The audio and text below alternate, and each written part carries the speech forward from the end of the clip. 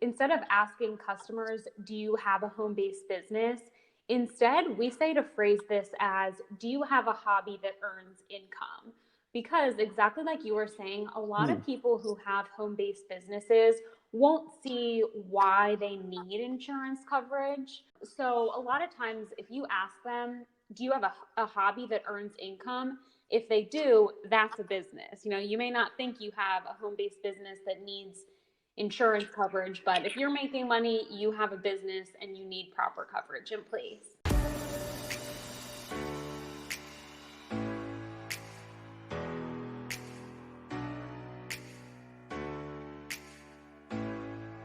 Brought to you by Union General Insurance. I am your host, Ben Bailey, and welcome to the curiUSity podcast, where curiosity runs on high.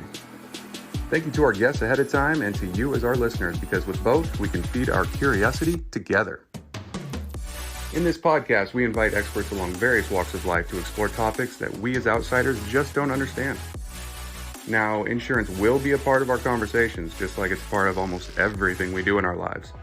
But what we want to do is bring new insights into the ins and outs of each area of expertise, with hopes of growing your knowledge of their world as they see it. So without further ado, let's just dive right in.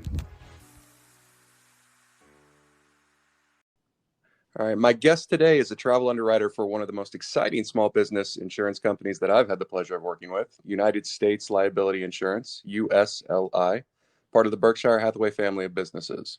Her name is Lisa Spitko. Lisa is joining me today from Philadelphia to talk about a special type of small business that are exponentially on the rise in the U.S. In fact, I would be shocked if any of you listening haven't done business with or been around this type of business before. You may even be running one or not even realize it. Lisa, how are you today? Hello, Ben. I'm great. How are you? Doing all right today. How are you in general? I think that's a better question considering day to day it's a little different. Yeah. You know what? I'm actually doing well. So I am based out of Pennsylvania, so I know I'm far away from you, but things are still pretty much on lockdown here. I'm right outside of Philly. But I mean, it's weird. Like restaurants still aren't fully up and running. Stores aren't still fully up and running. So it is definitely strange. It's been certainly an adjustment working from home and, it's just getting used to that new normal, but I'm actually doing great. I mean, I'm really enjoying the time at home and trying to make the most of it. Yeah, well, good to hear. I know every state's a little bit different with how it's been handled, and all of it is new and surprising, and it's hard not to fall into a thought process of why doesn't anyone have this figured out how to deal with this? But keep thinking that this is kind of the first time we've all really had to deal with this. But yep. Yeah, our state started to open up at one time too, out in California, and the restaurants and everything started to open up, and then just kidding, close that thing back down. So it's been quite a roller coaster. But in the midst of all this, I think I owe you a congratulations. Yes, right? Thank you. Yeah, I just got engaged back in June. So it's definitely been something positive that's come out of this quarantine and this crazy summer. We got engaged, and it's definitely a good time to be wedding planning now. More time at home, a little bit more free time. So we're really excited. Yeah, I can imagine. I work with a girl who's also, I think, just met with a wedding planner the other day too, and she's kind of going through the same process as well. So it's nice to be able to deal with all of that stuff. How is the wedding process going to go? Is it a distant one, or is it one coming up soon? So we actually picked a date of next summer. So we're getting married July 4th of 2021. And as of right now, I mean, everyone has been very hopeful that things will be back to normal by then. So, I mean, we're not planning on having a socially distanced wedding, but obviously things may change. We're just going to kind of wait it out and see what happens by next summer. But I will say it's a crazy time to be planning a wedding because so many weddings from this summer got canceled or not canceled, but rescheduled for next summer. So there's double the weddings being planned for next summer. Like everyone who was supposed to get married in 2020 is now pushing it back to 2021. So, I mean, as someone who is newly engaged and trying to find vendors and try to find the venue for next summer, it's actually been a challenge. A lot of vendors are already booked or they're so busy rescheduling all their weddings. So it's definitely a crazy time. Yeah, you would think that scheduling that far out, you'd have no Yeah. problem getting a date, but considering what you're dealing with, that does make a lot of Yeah, sense, I it's suppose. crazy. And even into 2022. So I'm a part of a few different like Facebook groups of just brides that are planning their weddings. And even Hmm. people who are planning on getting married in 2022 are saying they're already trying to get things scheduled just because of all the cancellations and things moving around. You know, it's better to be safe than sorry and have to scramble at the last minute. Yeah, yeah. You're probably going to go into a phase of dealing with a lot of home-based businesses for the vendors you're using, Exactly. personally. And before we get into some of the most common ones that you're going to be dealing with, um, can you explain exactly what it is a home-based business is for anybody that's never heard that term Of before? course, yeah. So home-based business, I mean, it's an insurance product that we have here at USLI, but it's really designed for anyone who has a business out of their home. So it doesn't necessarily have to be someone with a physical home office, but it's really anyone who has a business that does not have a storefront location.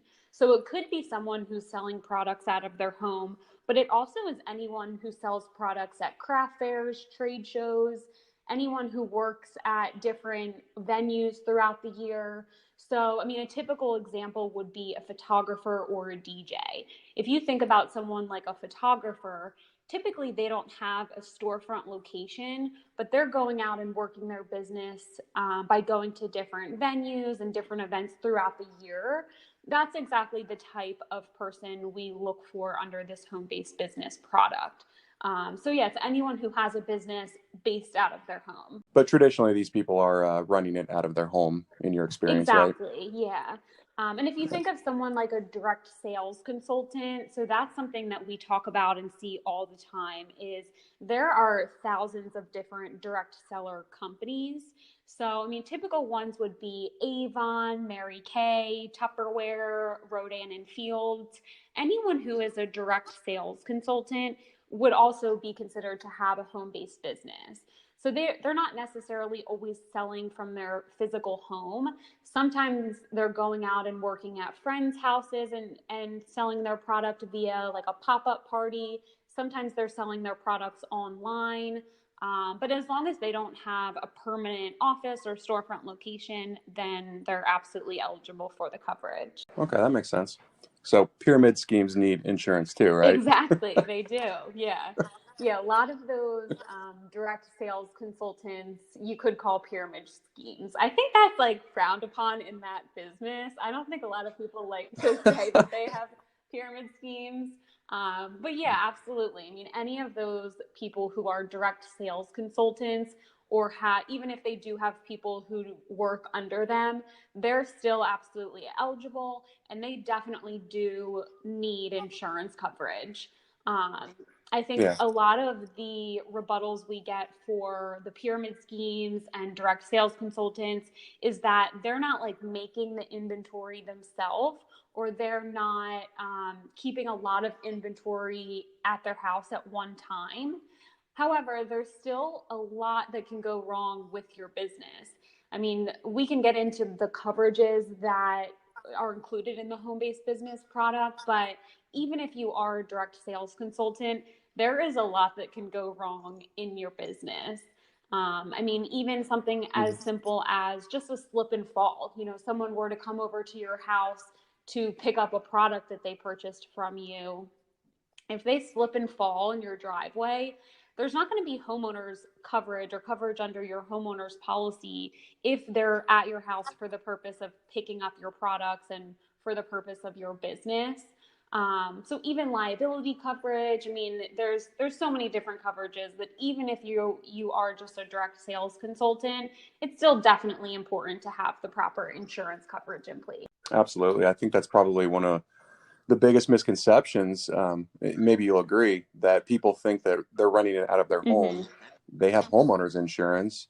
Um, they're fine. They're covered. Exactly. Because it's not a real business. It's not a storefront business. So, it just falls under their Mm-hmm. homeowners. Yeah, I mean, and there are some homeowners policies that will extend coverage to businesses.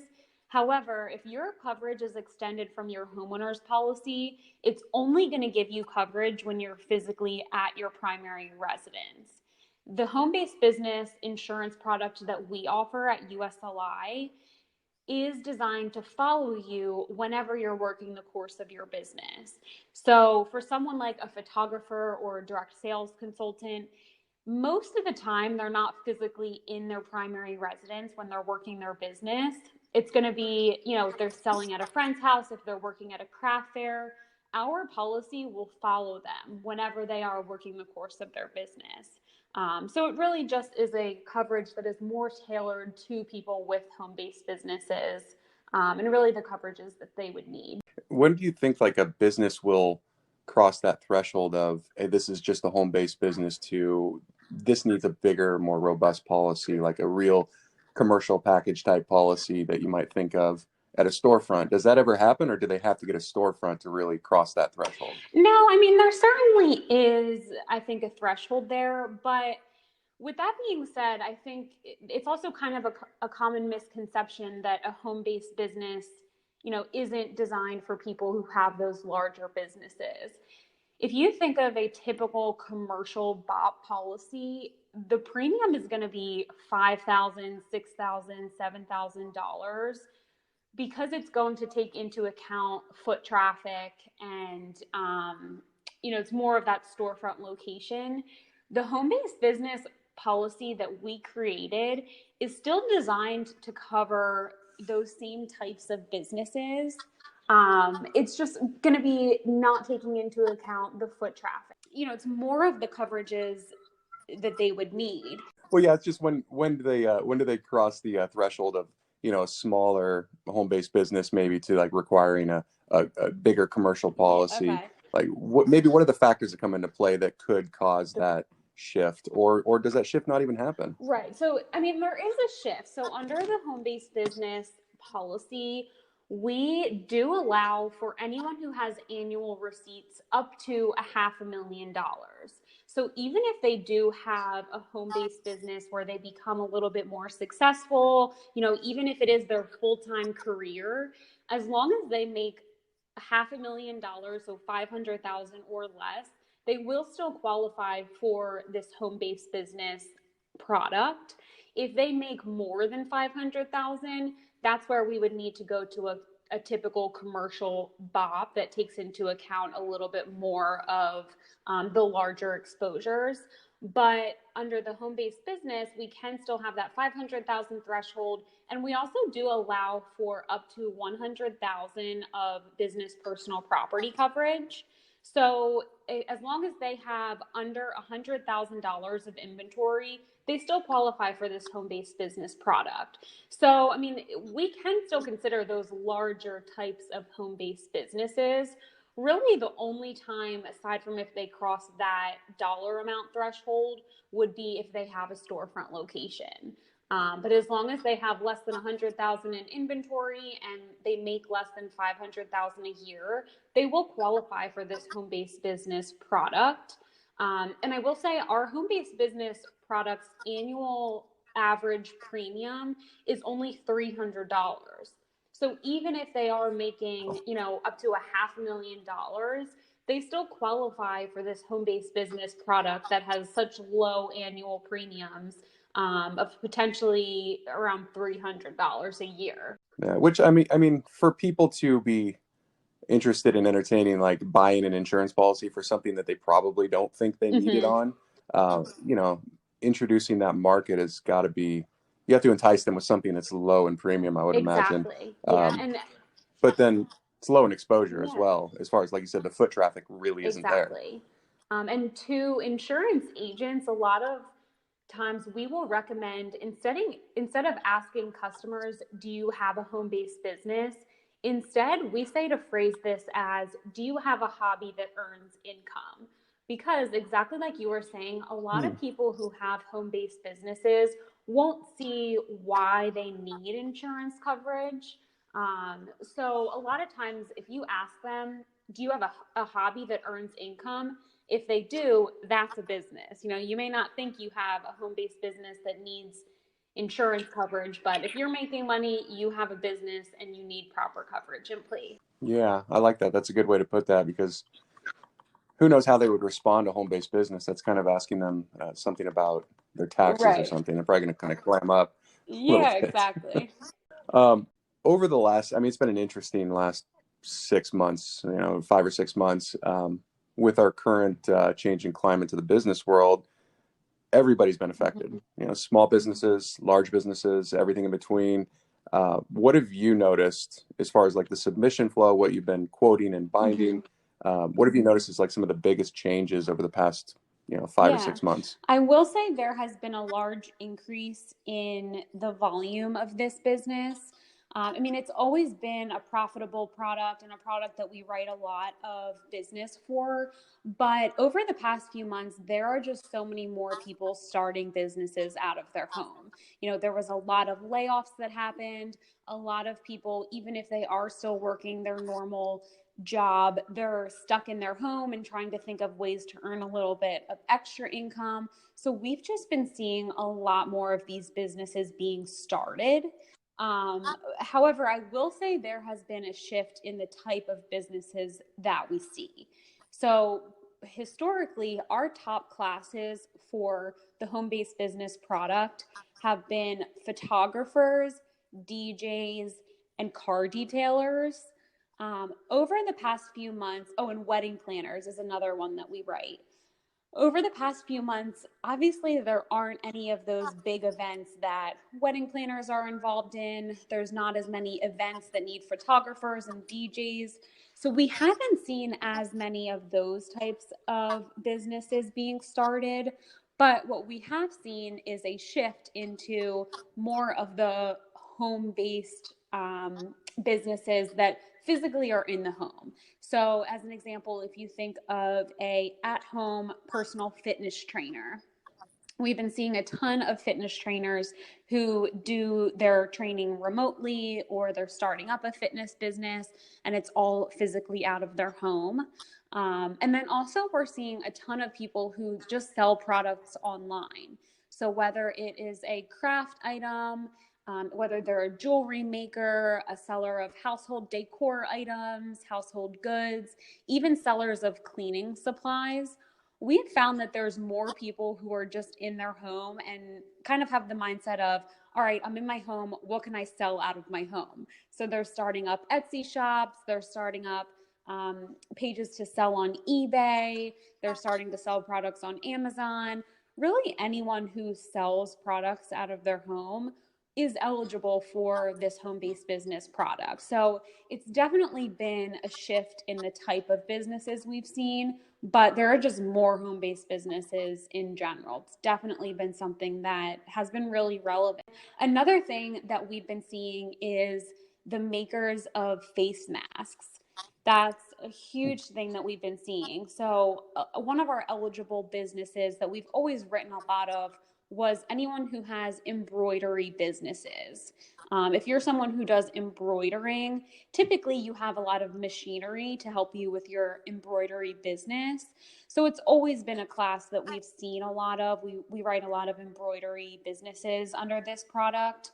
But what we've found over the last few months is that a lot of people who have those embroidery businesses, instead of making clothing and scarves and accessories, now we're seeing them start to make face masks, which is there's definitely a demand for. I mean, we have to wear face masks if you want to go to the store, if you want to go to the grocery store, restaurants. So that's something we've been seeing a lot more of as well. And we definitely are okay with that type of exposure if they're making those products. Yeah, it's everybody's had to be very creative in how they maintain their Mm-hmm. business, keep it afloat, if they're going to survive this or or even thrive in this. I remember reading about a pizza shop one time that, they couldn't have anybody come into their restaurant anymore. Hmm. And they discovered that their ovens happened to operate at, at a temperature where they could mold this plastic to create face masks.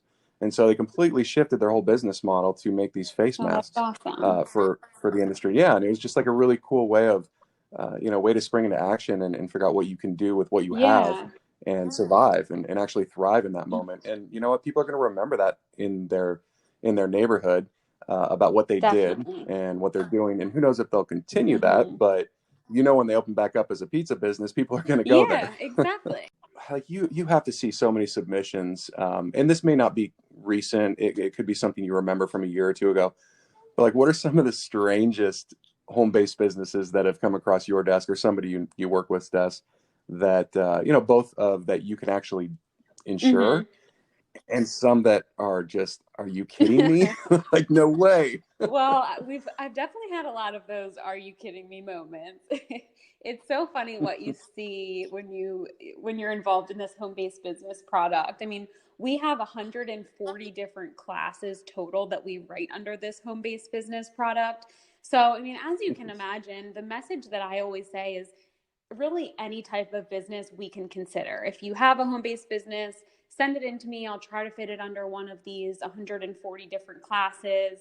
Um, but people really do that. I mean, there are some crazy businesses that we have come across, and obviously we can't write them all, but people definitely get creative when it comes to these home-based businesses. I will say, so as part of my territory, I do travel a lot to Texas. And I swear, people in Texas, I love them, but they have some crazy businesses down there.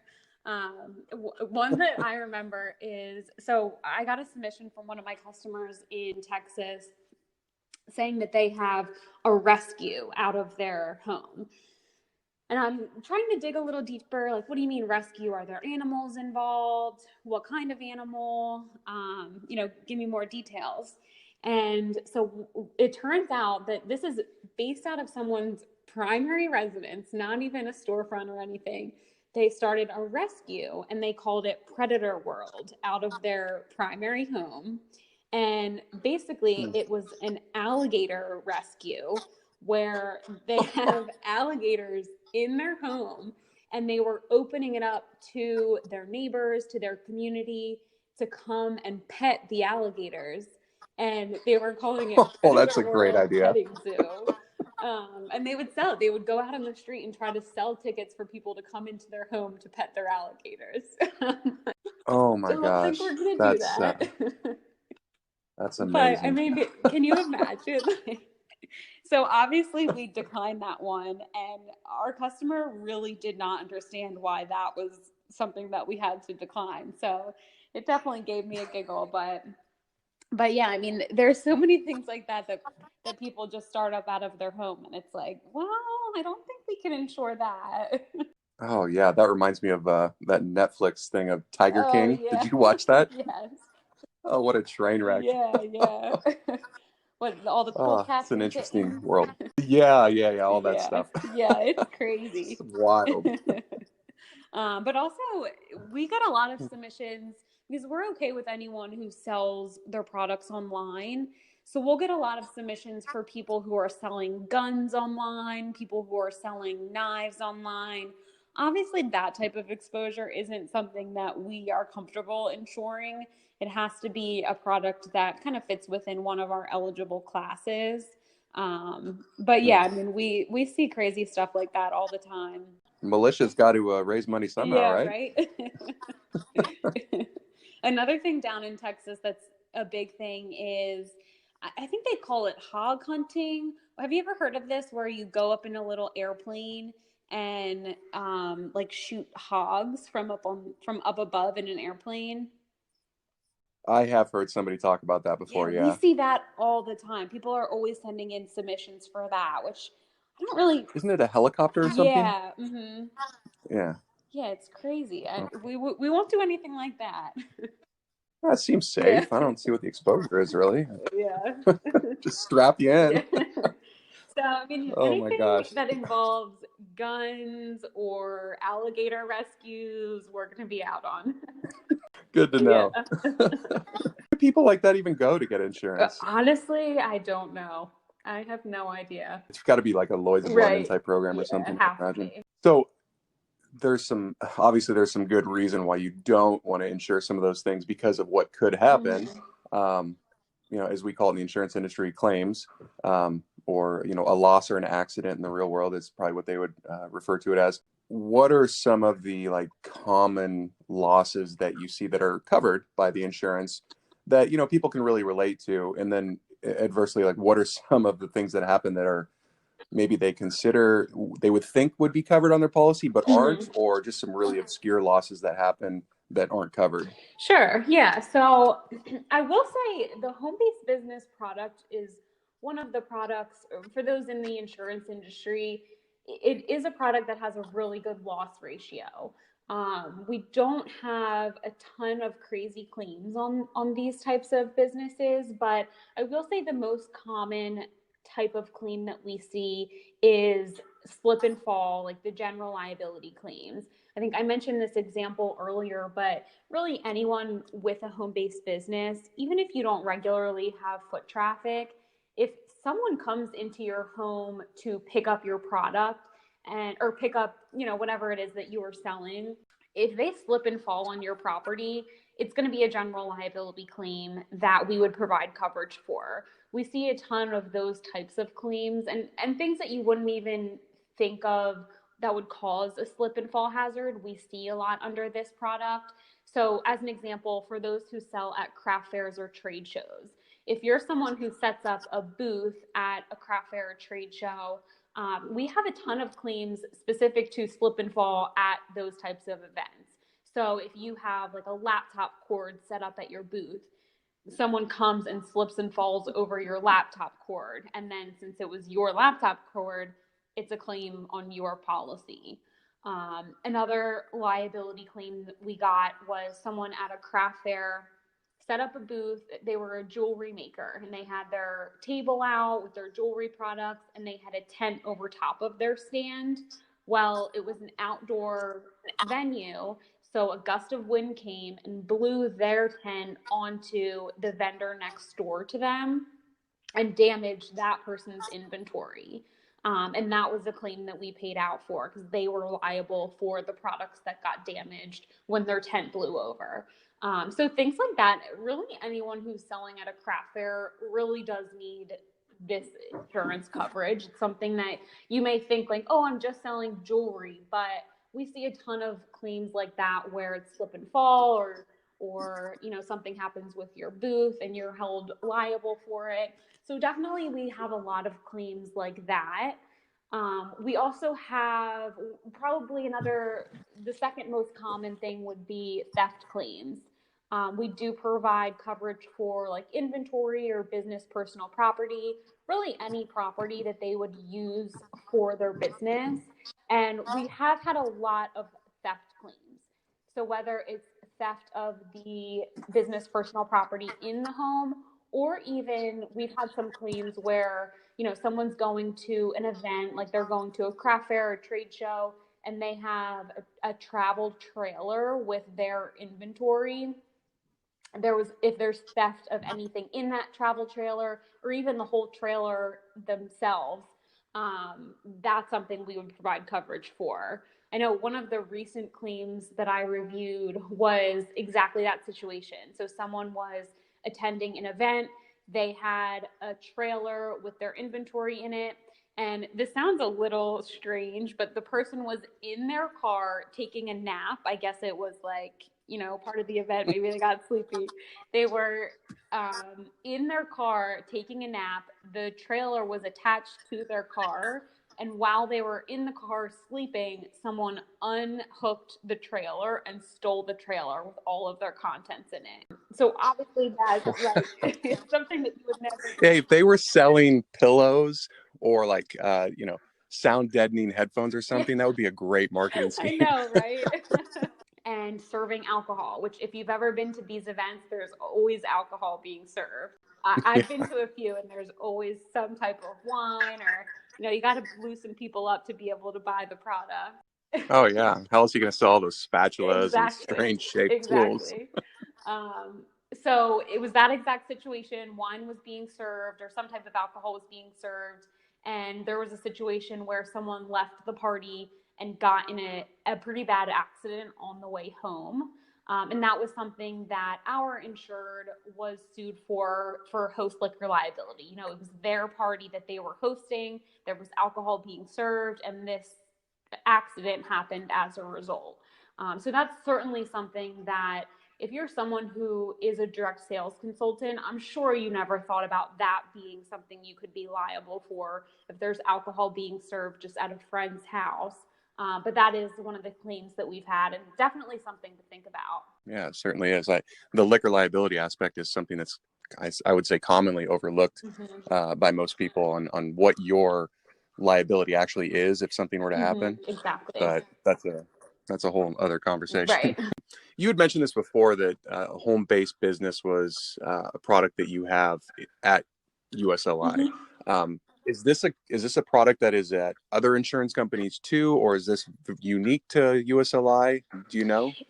I want to say it's unique to USLI in that we don't have a lot of competitors. A lot of times when we're talking about the home-based business product, a lot of insurance agents didn't even know this was an option, or didn't think about this being something that's so important. But with that being said, there are some other carriers out there who do similar or offer similar products for anyone who does have a business out of their home. But I will say, in terms of coverages and the premium that we charged, it's really unmatched. Like there's no one who does it as well as USLI does it. Okay. Yeah, I know it. We've tried to, we sell a lot of commercial insurance, and whenever we come across an exposure where it might fit the home-based business product, we always try to send it in that direction, just because of the savings. The coverage is basically the same, Right. and but because of the lower exposure of the foot traffic and everything else, the premium savings is pretty astounding. Exactly. They're going to save at least a couple $100s, if not thousands. Yeah, definitely. A lot of these businesses, we'll write a lot of personal fitness trainers, as I was mentioning earlier. If you have a personal fitness trainer that you're looking for coverage for, you probably have hundreds of options. There's so many different products within the insurance industry that can cover someone like a personal fitness trainer, or really anyone in the fitness industry. But this is a product that we designed specifically for those types of businesses. It's not like just a typical commercial BOP that's going to be very expensive. It's really coverages that are tailored to them. It's low premiums.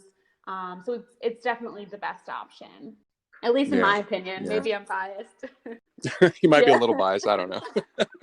It's okay. This is your stage.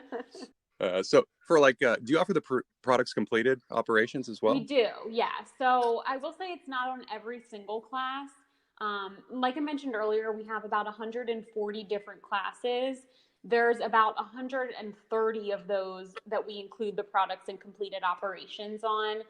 There's only about 10 where it's not automatically included.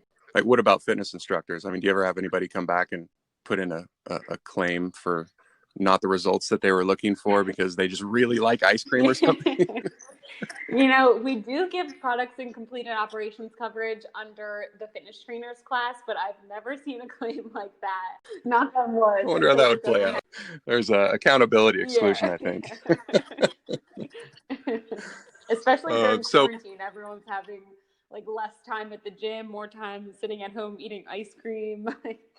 Oh, I know. So let's put you on that metaphorical elevator, so you have the elevator speech. What is it about USLI's home-based business product that you would talk about very quickly and be able to sell it? Of course, yeah. So I was saying this a little bit earlier, but it's really a product that is tailored specific to anyone who has a business out of their home that doesn't have a storefront location. So unlike a homeowner's policy, it is going to follow them whenever they're working the course of their business. If they're working at a craft fair, trade show, another person's house, the coverage is going to follow them. and we give liability coverage, we give business personal property coverage, host liquor liability, E&O coverage in most cases, loss of business income, so many coverages that we would give these individuals. And the average premium is $300. It's really a no-brainer for these types of businesses. Anyone who has a hobby that earns income or earns money has a business, and there are so many things that could go wrong. Things happen. So it's definitely a policy or a coverage that's important to have, cost effective. So it really should be a no-brainer. That sounds great. And how do people access this? So this product can be quoted online, it can be quoted over the phone, or it can be quoted by sending in an application. So really any way that you are comfortable submitting the business, it is something that's available through Union General and USLI. Thanks for that plug. Appreciate it. So you being an underwriter and selling this product and being out in the world, well, when we were allowed to be out in the world, that is, when you go to certain places to use their services, do you ever stop and think, like, is this place insured? Do they have insurance? Do they have proper insurance? Do you ever ask? You know what? I do this so often that it's embarrassing. Do you really ask? Oh, 100%, 100%. Well, it's funny because, so when I first started getting involved with this home-based business product, I know I was mentioning earlier about joining some, Facebook groups just to try to see what, different crafters were saying and really get in this industry. And as part of that effort, I actually was attending a lot of craft fairs and trade shows where I was just going around talking to people who have these booths, asking them, hey, do you have insurance coverage? If they did, who do you have insurance coverage through? I was asking, does this venue require you to have insurance coverage for working at this event? I mean, people thought I was a crazy lady. Like, they're trying to sell me their products and I'm trying to ask them about insurance coverage. But I feel like ever since then, I can't go to any event, any craft fair, trade show without having these types of conversations. And it's funny, now we were talking about, now I'm planning my wedding. So obviously I'm dealing with a wedding planner. I'm trying to book a videographer, a photographer, a DJ, a florist. Every single one of those businesses are eligible for home-based business. So yeah, it's been something I bring up as part of talking to these individuals, especially with, planning my wedding and trying to book these people. I want to make sure they have insurance coverage in place, but also I'm trying to sell USLI's insurance product. So yeah, I have a hard time turning it off. For That must be brutal. Let me ask you this then. If there was a giant billboard that you could put a message on, that would, metaphorical billboard that you could reach millions and billions of people to get your message out, what would that message say? It doesn't have to be, related to insurance, or it could be personal, whatever.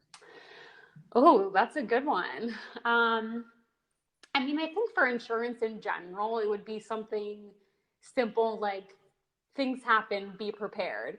I think in terms of this home-based business product, that's definitely what I've spent the most time doing, is trying to get people to be aware that, even if it is just a hobby that earns income, things do happen. I mean, we have a ton of marketing materials with claims examples, and, I'm constantly letting people know why this insurance coverage is necessary. And like we were talking about earlier, a lot of people don't see the need for insurance coverage, especially for these, hobbies that they're doing out of their home.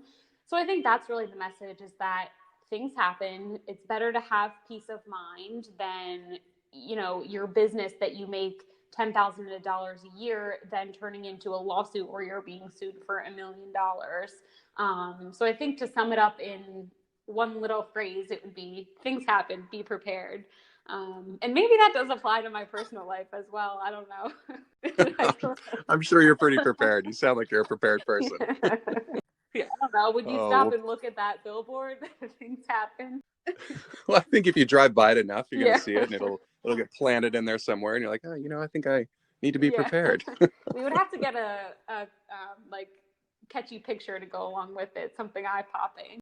Oh yeah, definitely need neon lights and everything, something to distract drivers so that they get into accidents. But that's auto liability. It has nothing to do with home-based business, right. So we're good. Well, Lisa, hey, thank you very much for your time. We've gone over quite a bit today. It's been on this call for about 45 minutes, and just so you know, you're part of the very first podcast of this. It's the Awesome. curiUSity podcast. Yeah, what an honor. So, thank you for having me. Yeah, and congratulations again on your engagement. Thank you so much. All right, take care, Lisa. Take care. Thank you for joining this episode of the curiUSity podcast in our never-ending pursuit to understand more. We hope that whenever you are presented with something that makes you stop and wonder, you'll have that courage needed to ask those questions, digging just a little bit deeper. Approach everything with that childlike wonder that causes you again and again to ask why or how. You'll be amazed how many answers and stories are dying to be told, and that everyone truly is an expert at something, even you. Check out our website at uniongeneralinsurance.com for more resources intended to bring you value, both inside and out of the insurance world. Things ranging from communication tips or leadership lessons or how to get quick, simple quotes on all types of insurance.